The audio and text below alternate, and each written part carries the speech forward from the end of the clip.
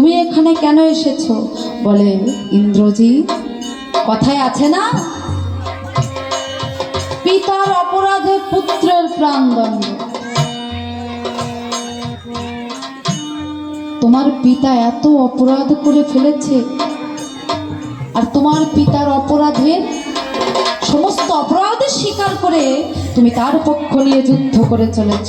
তাই আজ আমি তোমায় হত্যা করব, আজ আমি তোমায় হত্যা করব। ইন্দ্রজিৎ বলছে, লক্ষণ, আমার পথ ছাড়ো, আমাকে একবার অস্ত্রাগার হতে অস্ত্র আনতে দাও, তারপর বুঝিয়ে দেব এই ইন্দ্রজিতের কতটা ক্ষমতা, কতটা শক্তিশালী। লক্ষণ বলছে, তোমাদের ক্ষমতা, তোমাদের সামর্থ্য আমার খুব ভালো করে জানা আছে। আচ্ছা, একটা কথা বলো তো ইন্দ্রজিৎ, তোমার পিতা তো ত্রিভুবন বিজয়ী রাবণ, তোমার পিতা ত্রিভুবন বিজয়ী রাবণ, তার 10,000 পত্নী ছিল, তারপরেও একটা সামান্য বনচারিণী রমণীর প্রতি এতটাই মোহগ্রস্ত হলো যে সাধুর বেশ ধারণ করে নিয়ে এসেছে এই লঙ্কায়। তোমার পিতার জন্য সমস্ত সাধু সমাজের উপরে কলঙ্কের ছাপ পড়েছে। বলো তো, এটাই কি তোমাদের সামর্থ্য? এটাই কি তোমাদের ক্ষমতা? তাই আর কথা নয়,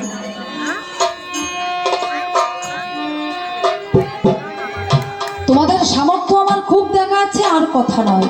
আমি আজ তোমাকে হত্যা করে তোমার পিতার পক্ষে পুত্র শোকের আগুন জ্বেলে দেব। তুমি প্রস্তুত হও। এই বলে লক্ষণবীর প্রভু রামচন্দ্রকে স্মরণ করে কি করেছে, আরে শ্রীরামের সরিয়া লক্ষণ ওরে ছাড়ে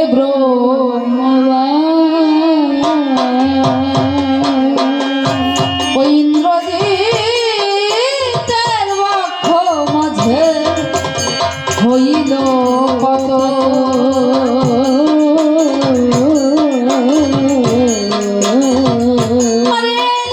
মাথার বেনি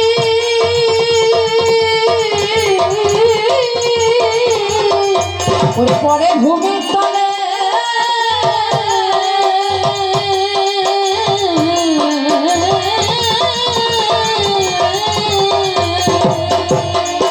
আর স্বর্গবাসী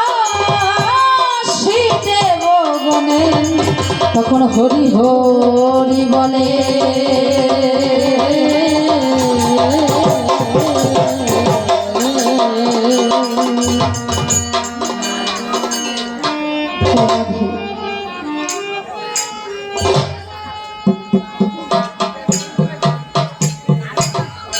এদিকে রাবণ রাজা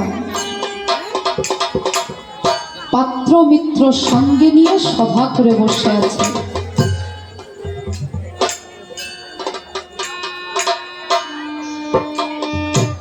এমন সময় ভগ্নদূত হন্তদন্ত হয়ে ছুটে এসে রাবণের রাজসভায় প্রবেশ করে। রাবণ রাজা বলছে, ভগ্নদূত, তুমি কি এমন সংবাদ নিয়ে আমার এই রাজসভায় প্রবেশ করেছ? মহারাজ, আমি কেমন করে এই নিদারুণ দুঃখের কথাটা আপনাকে বলবো? তারপরেও বলছি মহারাজ, তব পুত্র ইন্দ্রজিৎ যে আর নেই। কি বললে তুমি? আমার পুত্র ইন্দ্রজিৎ আর নেই? কেন, কি হয়েছে তা? মহারাজ, তব ভ্রাতা বিভীষণ লক্ষণকে সঙ্গে নিয়ে তস্করের ন্যায় ওই কুম্ভীরা যজ্ঞাগারে প্রবেশ করে আপনার পুত্র ইন্দ্রজিৎকে অন্যায়ভাবে হত্যা করেছে। শুধু ভক্তবৃন্দ, যতই হোক না সে রাক্ষস, তবু একজন পিতা তো। কোন পিতা কি পারবে তার পুত্রের মৃত্যুর সংবাদ সহ্য করতে? কোন পিতা পারবে না। তাই রাবণ রাজা সিংহাসন হতে মূর্ছা পড়লেন। সিংহাসন হতে মূর্ছা পড়লেন আর কেঁদে কেঁদে বললেন, ওরে দুষ্ট বিভীষণ, তোর আমার প্রতি এতটাই ক্রোধ ছিল, শেষে কিনা আমার পুত্রকে হত্যা করে আমার এই কক্ষে পুত্র শোকের আগুন জ্বেলে দিলে। তবে তুই কি ভেবেছিস? তুই কি ভেবেছিস ওই রাবণের ওই ইন্দ্রজিতের মৃত্যুর সংবাদ শুনে আমারও মৃত্যু হবে? না, আগে ওই সীতার শিরচ্ছেদ করব, তারপর আমি তোর ব্যবস্থা করব। এই বলে রাবণ রাজা খড়গ হাতে নিয়ে চলেছে কোথায়? ওই অশোক বনে। কেন? সীতা মাতার শিরচ্ছেদ করবে বলে। যেই না খড়গ হাতে নিয়ে চলেছে, পিছন থেকে মন্দোদরী এসে রাবণের চরণ দুটি জড়িয়ে ধরেছে। ওগো প্রভু, আমি তোমাকে কতবার করে বারণ করেছিলাম, কত করে নিষেধ করেছিলাম, এই প্রভু রামচন্দ্রের সঙ্গে তুমি বিরোধ করো না। তুমি আমার কোনো কথাই শুনলে না প্রভু। তাই আজ আমার ইন্দ্রজিতের মৃত্যুর কারণ শুধু তুমি। মন্দোদরী বলছে, ওগো প্রভু, এখনো সময় আছে, ফিরিয়ে দাও ওই রামের সীতারামকে। কারণ কি জানো প্রভু? আমি শুনেছি ওই রাম নাকি মনুষ্য নয়, সে যে গোলকের হরি। আর সীতা মাতা নাকি মানবী নয়, সে যে রাজ রাজেশ্বরী। তাই রামের সীতারামকে দিয়ে তুমি ধরো রামের পাশ। দয়া করে প্রভু রাম যদি তোমার ওই স্বর্গে দিয়ে যায়।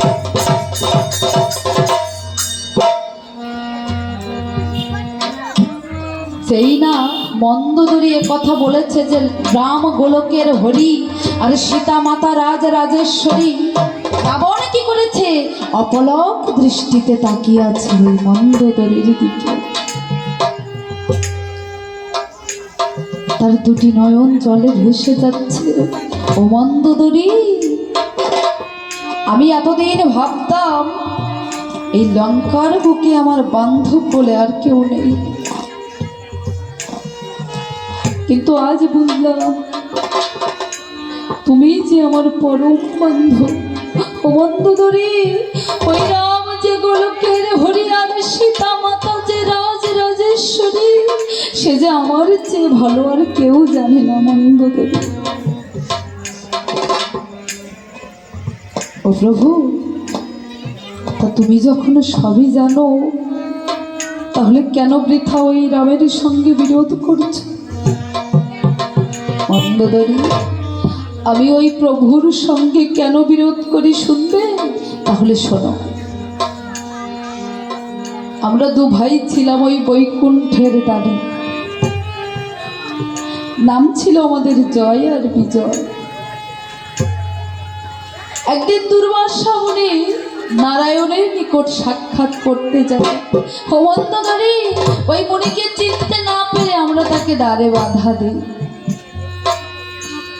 তাই ওই দুর্বাসা মুনি ক্রুদ্ধ হয়ে আমাদের অভিশাপ দিয়েছিলেন যে আমাকে বাধা দেওয়ার পরিণতি কি হতে পারে জানিস?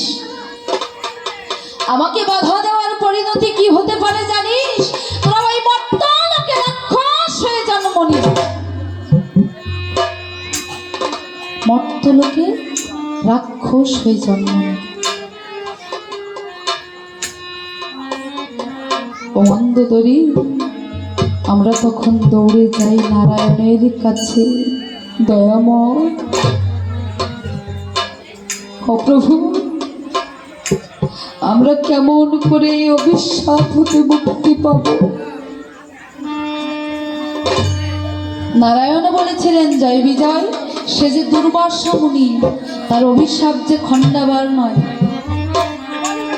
তবে তোমাদের মুক্তির দুটি পথ আছে, একটি হলো শত্রু ভাবে আর একটি হলো মিত্র ভাবে। ওই মর্তলোকে রাক্ষস হয়ে জন্ম নেওয়ার পর তোমরা যদি আমার সঙ্গে শত্রু ভাবাপন্ন আচরণ করো তাহলে 3 জন্ম পরে আমাকে পাবে। আর ওই মর্তলোকে রাক্ষস হয়ে জন্ম নেওয়ার পর তোমরা যদি আমার সঙ্গে মিত্র ভাবাপন্ন আচরণ করো তাহলে 7 জন্ম পরে তবে যদি আমার দেখা মেলে।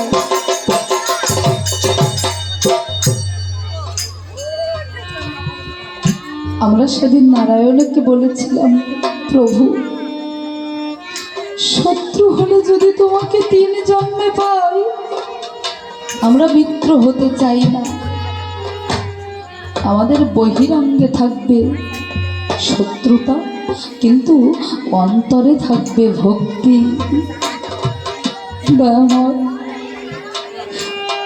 আমাদের বহিরাঙ্গে শত্রুতা থাকবে কিন্তু অন্তরে থাকবে ভক্তি। রাবণ আর মন্দোদরি যখন এই সমস্ত কথা আলোচনা করছে বাবা, অদূরে গাছের আড়াল থেকে সমস্ত কথা শুনছে কে? বিভীষণের পুত্র তরুণী। জ্যাঠামশাই আর জেঠিমার এই সমস্ত কথা শুনে 12 বর্ষীয় বালক তরুণীর আত্মচৈতন্য বোধ জাগ্রত হলো। তরুণী মনে মনে ভাবছে যে ও এই জন্যই আমার পিতা আগে থেকে স্বার্থপরের মতো ওই রামের চরণে চলে গেছে। নিশ্চয় আমার পিতা জানে যে প্রভু প্রভু আমার গোলকের হরি, তাই তো আমার পিতা স্বার্থপরের মতো কাউকে কিছু না বলে ওই রামের চরণে আশ্রিত হয়েছে।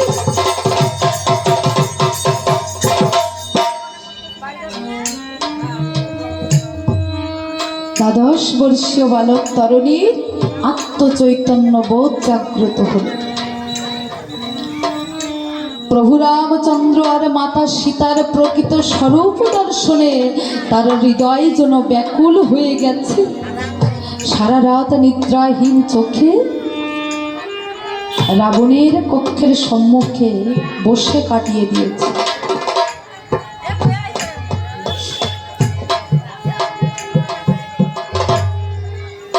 রাবণ রাজা প্রভাতে নিদ্রা ত্যাগ করে যখন ঘর থেকে বাইরে বেরিয়ে এসেছে, তরুণীকে দেখে বলছে, কি পুত্র তুমি এখানে কেন এসেছো? এই প্রভাতকালে তুমি আমার কক্ষের সম্মুখে কি করছো? বলে জ্যাঠামশাই, ও জ্যাঠা